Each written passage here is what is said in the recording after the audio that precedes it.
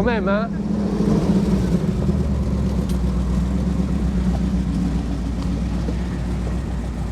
C'est magnifique. Chers petits observateurs, il n'y en a eu que 540 dans le monde. Vous n'en verrez pas souvent dans cet état. Et surtout, vous ne rencontrerez pas souvent un petit observateur qui la connaît sur le bout des doigts. Il a eu beaucoup de Maserati. On l'appelle Monsieur Maserati dans le milieu et c'est le petit observateur Bernard. Bonjour. Bonjour Bernard, vous allez bien? Bien, bienvenue. Maserati Bora. Magnifique voiture.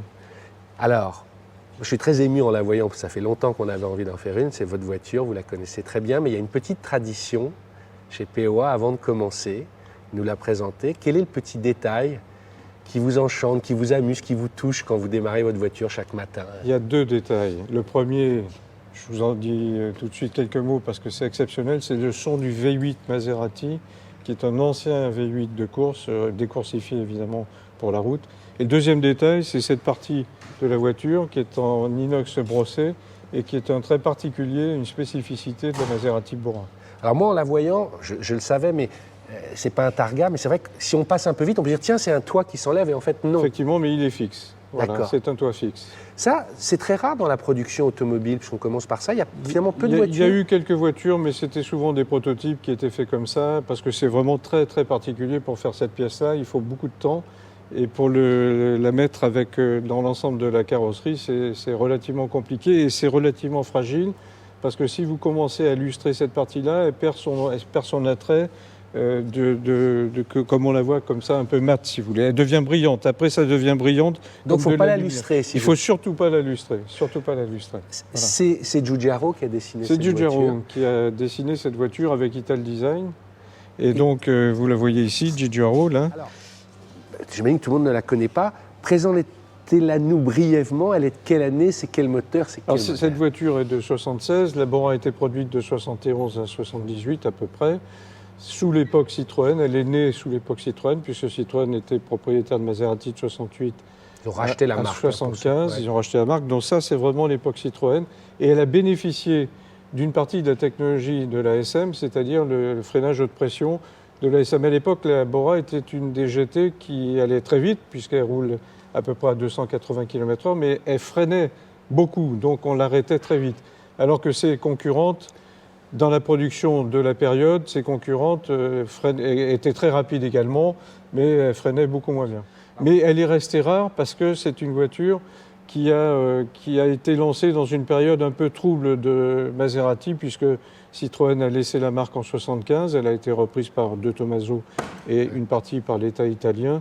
Donc elle a vécu une vie un petit peu compliquée et complexe, si vous voulez. Ouais. Donc et puis il y a eu la crise du pétrole, enfin, après, on peut tout mettre. En 1973, il y a eu la fameuse première crise du pétrole, mais là c'était pour toutes les voitures de ce type-là, c'était pas que pour la Bora. Moi, il y a deux choses quand même que je voudrais comprendre, parce que le V8 qu'on va regarder, cette position centrale arrière, tout ça, ça a été validé par Citroën à l'époque, parce que ça paraît un peu, c'était tellement loin de... Alors Citroën ne savait pas fabriquer les voitures comme ça.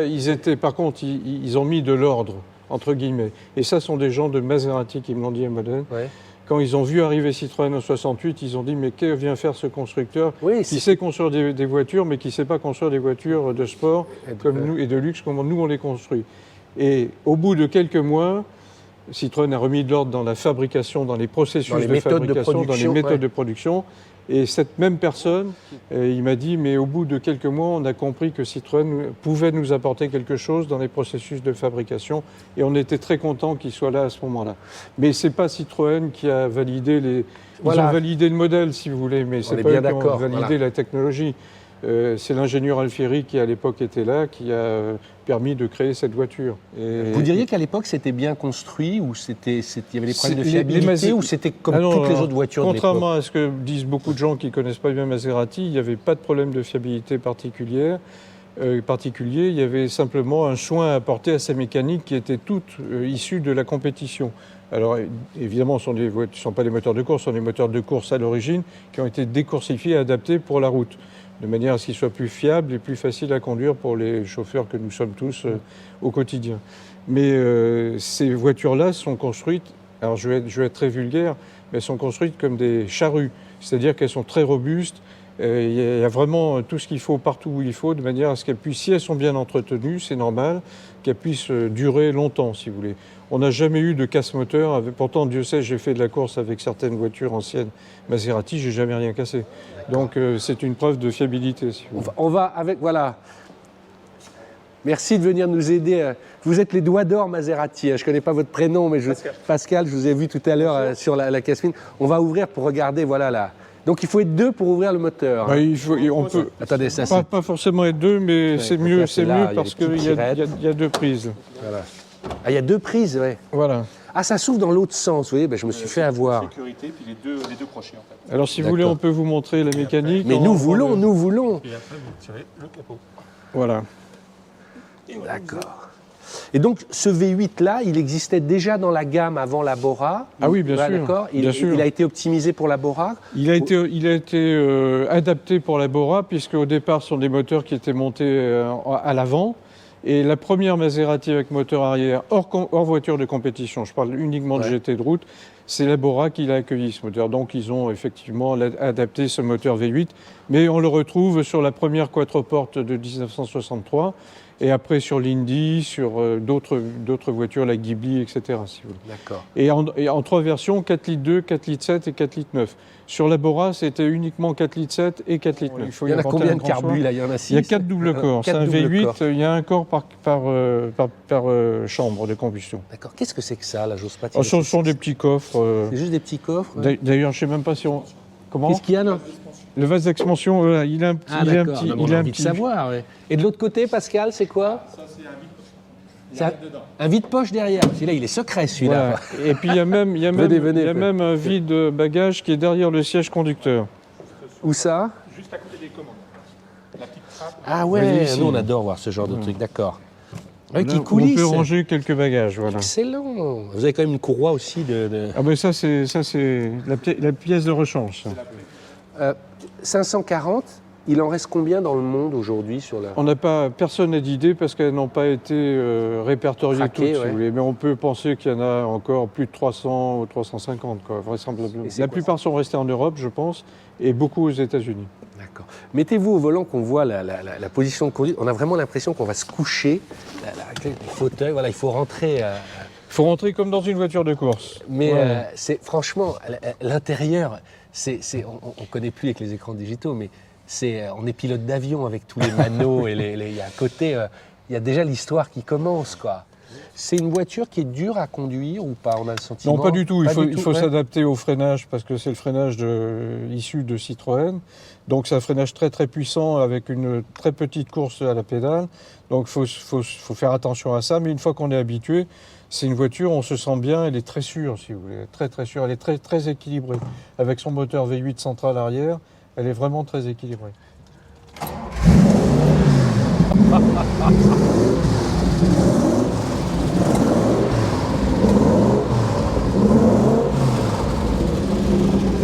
Quand même, hein?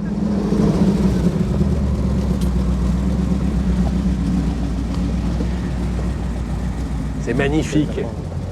J'imagine que ça doit bien chauffer derrière quand même. Oui, mais c'est bien ventilé. Oui. D'accord. Et j'ai une dernière chose, j'ai toujours été fasciné par ces jantes-là, qui sont juste un enjoliveur en fait. Elles ont un nom spécifique ou pas? Parce qu'avec ce disque comme ça qui est très particulier. Alors effectivement, il y a eu deux types de jantes. Il y a eu cette jante-là, puis une qui n'avait pas ce grand enjoliveur. Mais je ne sais pas pourquoi et je ne sais pas à quelle époque ça s'est passé. Alors ça, c'est très particulier, mais on reconnaît tout de suite la Bora avec ce grand enjoliveur. Oui. Il y a un côté disque, presque lancé de disque grec. Exactement. Puis elle a des phares pop-up, ça c'est quand même... Vous pouvez juste mettre les phares pour que... Juste les phares, voilà. Ah, un après l'autre. Ouais, il y en a un qui est un peu fatigué, mais ça arrive. C'est la vraie vie.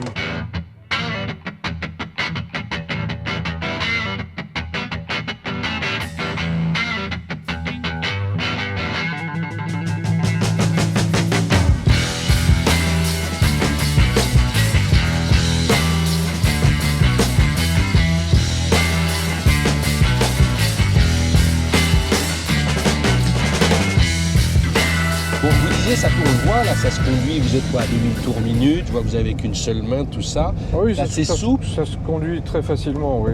On se rend plus compte aujourd'hui parce que les voitures ont des assistances dans tous les sens. Là, c'est... Là, il n'y en a pas, c'est du direct. Là. À part le frein qui est très assisté, le reste, c'est vraiment du pilotage de voiture. Voilà, c'est du pilotage, on est d'accord. Quand on imagine que les gens roulaient à 200 sur l'autoroute avec ça, fallait rester bien concentré, on est d'accord. Oui, mais elle a un comportement, la Bora particulièrement, un comportement très sain, comme je vous le disais tout à l'heure. Elle est très bien équilibrée, freine très bien, donc on peut rouler vite en toute sécurité. D'accord. Alors vite sur circuit, bien sûr, j'ajoute. Ah non, mais ça, nous avons compris. Je peux ouvrir ça, c'est tellement extraordinaire. Oui, normalement, ça doit s'ouvrir. Le dessin des formes. Alors, puisque vous êtes un grand spécialiste Maserati, parfois, si on passe un peu vite, on peut la confondre avec la Merak, qui a l'avant à peu près similaire, mais pas l'arrière, qui n'a pas une bulle. Racontez pour ceux qui ne sauraient pas, pourquoi il y a eu la Merak ensuite. Alors, Maserati n'avait que des gros moteurs. Donc, comme Citroën leur a demandé d'étudier un V6 double arbre tout alu pour l'ASM, ils se sont servis de ce moteur de l'ASM pour le mettre dans une voiture qu'ils ont créée, qui ressemble beaucoup à la Bora, mais qui est plus légère, et mettre ce moteur V6 en position centrale arrière. Donc, on a la petite sœur, avec la Merak, on a la petite sœur de la Bora. Qui était plus accessible en prix, qui était beaucoup moins cher, qui était moins cher qu'une Bora évidemment, donc plus accessible à la clientèle qui pouvait s'offrir une Porsche 911 ou une petite Ferrari, une petite Lamborghini. Et c'est une voiture qui est très agréable également, qui est beaucoup plus légère que la Bora et qui est un petit peu plus maniable, mais qui n'a pas les performances de la Bora bien sûr. D'accord. C'est fou parce qu'on sent qu'il y en a sous le pied. Ah oui, il y a beaucoup, c'est un moteur qui a beaucoup de coups. Qui a de la longe, quoi. Ouais. Absolument, oui. C'est un moteur qui est agréable. C'est une voiture qui est agréable à conduire parce que le moteur est très souple. On n'est pas obligé de le maintenir dans les tours. Ouais, je pensais le contraire. C'est pas brutal, hein, c'est assez onctueux. Non, vous voyez, là, on roule environ à 110 à l'heure et on est à 3000 tours minute. C'est excellent. Ouais, on commençait à ouvrir les guillemets pour le prix, pour la cote. Ça cote combien aujourd'hui? En fonction de l'état de la voiture, parce qu'il y a des voitures qui ont été très mal entretenues, qui sont en très mauvais état. Là, vous en trouvez à 100 000 €, quelquefois moins de 100 000 € quand elles sont en très mauvais état. Par contre, celles qui sont remises en état d'une façon parfaite, c'est le cas de celle-là, puisqu'on l'a restaurée, comme je dis souvent, à l'os, c'est-à-dire au châssis, en partant du châssis. Tout a été refait et dans les normes, si vous voulez. Donc là, on peut dire que cette voiture, moi, je ne la vendrai pas en dessous de 220 000 230 000 €. D'accord. C'est formidable. Hein. Et là, on s'imagine, on a envie d'être dans les Alpes, vous savez, en Italie, sous les tunnels, passer sur des autos. On va faire un petit peu de gaz, là, sous le... D'accord. Voilà.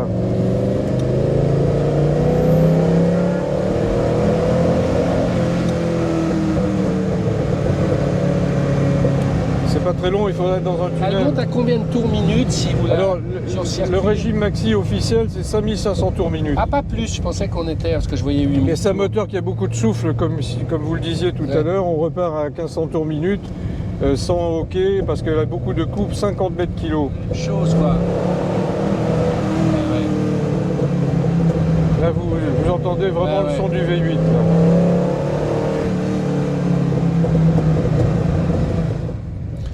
Un grand merci Bernard, parce que c'est quand même... C'est pas tous les jours un plaisir partagé. Qu'on monte dans une Bora, mais je suis très agréablement surpris. Vous conduisez ça comme un jeune homme, et ça, j'ai l'impression... J'avais pas conduit un vélo, mais enfin tout comme, quoi. Je pensais qu'il fallait se cracher dans les mains.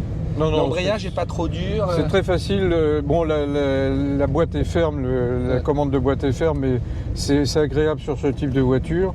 Le moins agréable, c'est la direction qui n'est pas assistée. Quand on roule, il n'y a pas de problème, mais effectivement, quand on manœuvre, c'est un petit peu plus difficile. Ben voilà, je vous remercie beaucoup. Voilà, merci en tout cas. Merci à vous de votre temps pour mais merci beaucoup. Hein. Voilà, il faut savoir sortir élégamment et sportivement.